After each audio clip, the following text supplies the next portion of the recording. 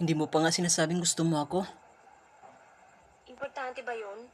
Siyempre, oo naman. Okay ba yung mabuhay ka sa mundo at wala man lang nagkagusto sa'yo? Ayan ka na naman sa tuwing pinag-uusapan natin to, umalis ka. Lagi kong sinasabi sa'yo gusto kita. Masama ba kung... Ano yung sinabi mo? Ulitin mo nga.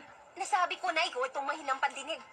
Pabigla-bigla ka naman kasi magsalita. Hindi ko talaga narinig. Bakit ba ayaw mo pang ulitin? Nakakainis ka Ayoko talaga. nga. Kasalanan ko ba kung hindi mo narinig? Basta hindi ko ulitin. Hindi ko nga narinig. Sige na, sabihin mo na. Hindi na. Sian Kai.